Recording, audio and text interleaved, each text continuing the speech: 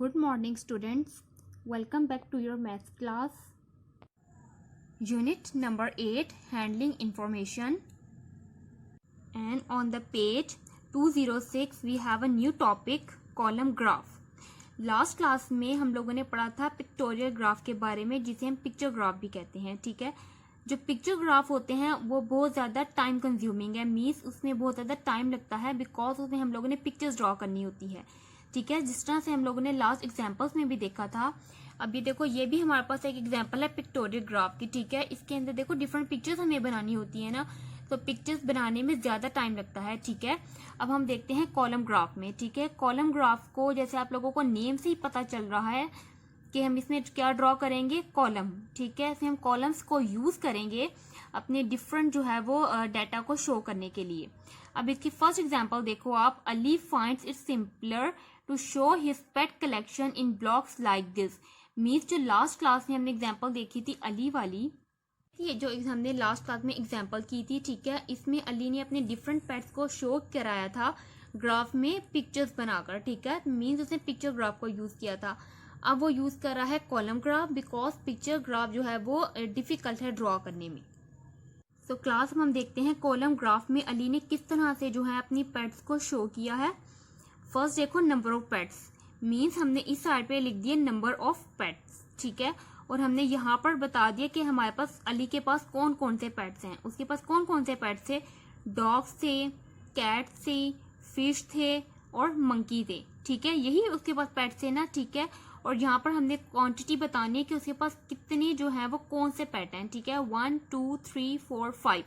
अब देखो डॉग्स उसके पास कितने थे, 4 डॉग्स थे. सो इन्होंने कलर कर दिए 4 ब्लॉक्स को, 1 2 3 4. ठीक है, क्योंकि उसके पास 4 डॉग्स थे.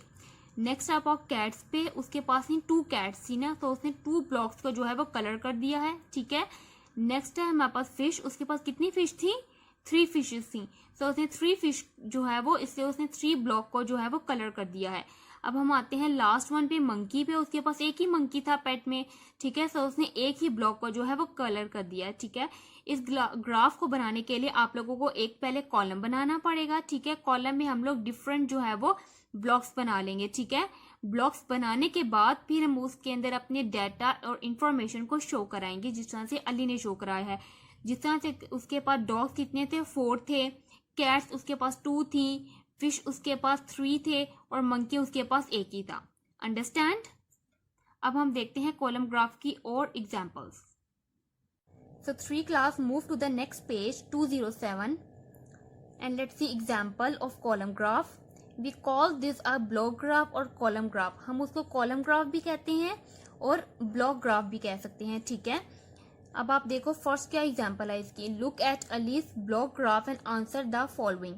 मीन्स जो अभी हमने अली वाली जो एग्जाम्पल देखी है कॉलम ग्राफ में, हमने उसको देखते हुए इन क्वेश्चंस के आंसर करने हैं. जिसमें हमारे पास फर्स्ट वाला है, how many more dogs than fish. Means उसके पास कितने ज्यादा डॉग्स हैं फिश के कंपैरिजन में. ठीक है, अब हम ग्राफ में देखते हैं. सो ये देखो, ये है हमारे पास ग्राफ. ठीक है, डॉग्स कितने हैं उसके पास, 4 और फिश कितनी है, 3. ठीक है, मीन्स फिश 3 हैं और डॉग्स 4 हैं. मीन्स 1 मोर डॉग है फिश के कंपैरिजन में उसके पास. ठीक है, तो हमारा आंसर आ जाएगा 1 मोर डॉग. सो अब हमने आंसर कर दिया है 1 मोर डॉग, बिकॉज उसके पास 4 डॉग हैं और 3 फिश थी उसके पास. सो 1 जो डॉग था उसके पास ज्यादा था एज कम्पेयर टू फिश. अब आओ बी पार्ट पे, how many fewer cats than fish. अब वो पूछ रहे हैं आप लोगों से कि फिश के कंपैरिजन में ही कैट्स कितनी कम है उसके पास. हम ये किस में देखेंगे, अपने ग्राफ में देखेंगे. तो क्लास ये हमारे पास ग्राफ है. अब उससे हमसे पूछा है कि कैट्स कितनी कम है as compare to fish. Fish कितनी है उसके पास, 1 2 3 और कैट्स कितनी है, 1 2. मीन्स जो 1 कैट है वो कम है as compare to fish. So class हमने लिख दिया 1 फ्यू कैट. मीन्स 1 जो है उसके पास कैट जो है वो लेस है एज कम्पेयर टू फिश. अब सी वाले पार्ट पे आओ, how many more dogs than monkey. अब वो मंकी के जो है वो कंपैरिजन में डॉग कितने ज्यादा हैं उसके पास. सो हम इसका भी आंसर देखेंगे अपने ग्राफ में. तो अब ये देखो, हमने डॉग्स बताने हैं कितने ज्यादा हैं as compare to monkey. Monkey तो उसके पास सिर्फ ओनली 1 मंकी है ना उसके पास, और डॉग्स कितने हैं, 1 2 3 4. मीन्स 3 जो डॉग्स हैं वो उसके पास ज्यादा हैं एज कम्पेयर टू मंकी, तो we have to write 3 more dogs. तो थर्ड वन का आंसर हो गया 3 मोर डॉग्स। अब लास्ट वन है हमारे पास, how many pets all together. अब उसके पास सारे पेट्स को जब हम प्लस करेंगे ऑल टुगेदर, उसके पास कितने जो हैं वो पेट्स हैं हमने ये बताने हैं। तो इसको भी काउंट करेंगे अपने ग्राफ में। तो ये देखो हमारे पास डॉग्स हैं 4, प्लस कैट्स हैं 2, प्लस फिश हैं 3, प्लस 1 है मंकी। तो अब इन सबको ऐड करेंगे, 4 + 2 6, 6 + 3 9 एंड 9 + 1 10। तो सब पेट्स मिला के उसके पास टोटल कितने पेट्स हैं? 10। ठीक है, देखो 1 2 3 4 5 6 7 8 9 10। ठीक है, सब पेट्स मिला के उसके पास कितने पेट्स हैं? 10 पेट्स। तो क्लास हमने यहाँ पर लिख दिया, उसके पास सब पेट्स मिलाकर 10 पेट्स हैं। ठीक है, अब हम इसकी वन मोर एग्जाम्पल देखते हैं कॉलम ग्राफ की। So class, this is another example of column graph और block graph. This column graph shows the birthdays of children in a class. Class में जो स्टूडेंट्स हैं, जो चिल्ड्रन हैं, ये जो कॉलम ग्राफ है ये उनकी बर्थडेज शो कर रहा है। ठीक है, अब देखो यहाँ पर उन्होंने बता दिए नंबर ऑफ चिल्ड्रन के क्लास में जितने चिल्ड्रन हैं। ठीक है, और यहाँ पर मंथ्स आ गए सारे। ठीक है, अब आप देखो इस ग्राफ को आप कैसे अंडरस्टैंड करोगे। ठीक है, फर्स्ट मंथ है हमारे पास जनवरी। जनवरी में कितने स्टूडेंट्स की बर्थडे आ रही है? 2 स्टूडेंट्स की। अब हमें कितना पता चला है? बिकॉज अब आप ये देखो सिर्फ 2 जो ब्लॉक्स हैं इसमें कलर्ड हैं, तो इससे हमें पता चला है कि 2 चिल्ड्रन की बर्थडे आ रही है जनवरी में। अब नेक्स्ट मंथ में आओ फरवरी। अब फरवरी में जो है कितने स्टूडेंट्स की बर्थडे है? 1 2 3 4 5। सो यहाँ से हमें पता चला है फरवरी में 5 चिल्ड्रन की बर्थडेज हैं। नेक्स्ट आते हैं हम लोग मार्च पे। मार्च में सिर्फ एक ब्लॉक कलर्ड है ना, मीन सिर्फ ओनली 1 चिल्ड्रन की बर्थडे आ रही है मार्च में। अब अप्रैल में आओ, अप्रैल में कितने ब्लॉक्स कलर्ड हैं? 1 2 3, मीन 3 चिल्ड्रन की जो बर्थडे है वो आ रही है अप्रैल में। अब मई में कितनी बच्चों की आ रही है? 1 2 3 4 5 6 7, मीन 7 चिल्ड्रन की जो बर्थडे है वो है मई में। इसी तरह जून में कितने बच्चों की बर्थडे है? 1 2 3 4 5 6 चिल्ड्रन की बर्थडे आ रही है जून में।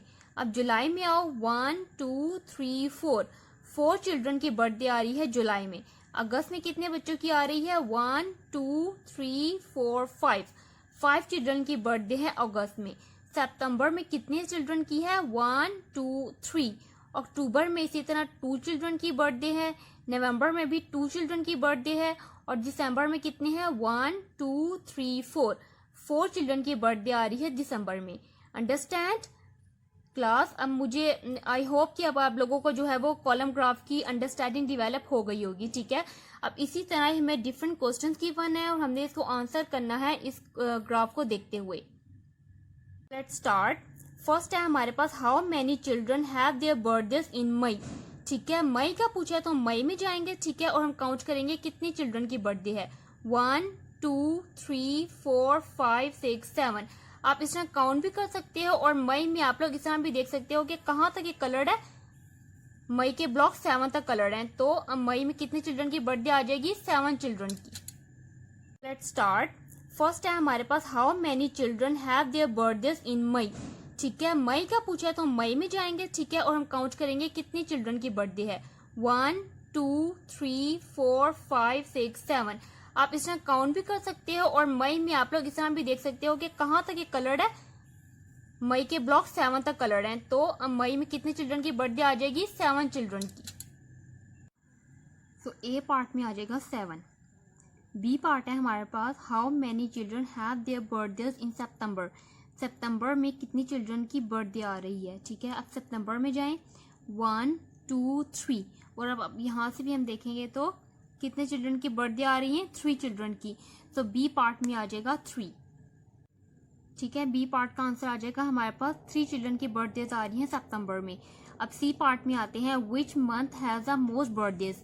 अब वो कौन सा मंथ है जिसमें सबसे ज्यादा बर्थडेज आ रही हैं। अब ये सब मंथ्स हैं। ठीक है, इसमें सबसे जो हाई स्केल है वो कौन से मंथ का है? वो है मई का। ठीक है, तो हम लिख देंगे कि मई के जो मंथ में सबसे ज्यादा बर्थडेज आ रही हैं। तो सी पार्ट का आंसर आ जाएगा मई। ठीक है, अब डी पार्ट में आओ, which month has the fewest birthdays. अब वो कौन सा मंथ है जिसमें सबसे कम बर्थडेज हैं। ठीक है, अब देखो सबसे जो कम स्केल है वो कौन से मंथ का स्केल है, सबसे जो लोएस्ट स्केल है वो है मार्च का। मींस मार्च में कितने चिल्ड्रन की बर्थडे है, सिर्फ एक चिल्ड्रन की बर्थडे है। सो फ्यूएस्ट मंथ कौन सा हो जाएगा बर्थडे का, मार्च। तो we have to write March. So D part में हमारे पास क्या आ गया, मार्च। अब ई पार्ट में आओ, how many birthdays are there in April, May and June taken all together. Means इन 3 मंथ्स में जितनी भी चिल्ड्रन की बर्थडेज आ रही हैं हमने उनको ऐड कर देना है। So let's add. So class ये देखो अप्रैल में कितने बच्चों की बर्थडे है, 1 2 3। मई में कितने स्टूडेंट्स की बर्थडे है, 7, ठीक है, 1 2 3 4 5 6 7। जून में कितनी चिल्ड्रन की बर्थडे है, 1 2 3 4 5 6। तो हम इन सबको ऐड कर देंगे, 3 + 7 is 10 and 10 + 6 is 16। So 3 class E part में आ जाएगा हमारे पास 16 चिल्ड्रन की जो बर्थडे है वो है अप्रैल, मई एंड जून में, ठीक है। अब लास्ट पार्ट है हमारे पास, how many children are there all together in the class. अब एक क्लास में चिल्ड्रन है वो कितने हैं, ठीक है, हमने सब चिल्ड्रन बताने हैं कि ऑल टुगेदर मीन सब चिल्ड्रन को ऐड करके बताना है कि क्लास में कितने चिल्ड्रन हैं। So let's add class. अब हमने किस तरह से ऐड करना है, ठीक है, हमने सब जितनी बर्थडेज आ रही हैं हमने पहले इनको नीचे लिख लेना है। जिस तरह से जनवरी में 2 है तो हमने 2 लिख दिया, फरवरी में 5 है तो हमने 5 लिख दिया, मार्च में 1 है तो हमने 1 लिख दिया, अप्रैल में 3 है तो हमने 3 लिख दिया, ठीक है। इसी तरह हमने रिमेनिंग मंथ्स की भी बर्थडेज लिख ली। अब हम इन सबको ऐड कर देंगे, 2 + 5 + 1 + 3 + 7 + 6 + 4 + 5 + 3 + 2 + 2 एंड +4। इन सबको जब हम ऐड करेंगे तो हमारा आंसर आ जाएगा 44। तो एफ पार्ट का हमारे पास आंसर आ जाएगा 44। जब हम इन सब बर्थडेज को ऐड करेंगे तो हमारे पास आ जाएंगे कि एक क्लास में कितने चिल्ड्रन हैं, कितने चिल्ड्रन आ जाएंगे हमारे पास 44। So class, you have to do practice of the column graph examples. Goodbye 3 class.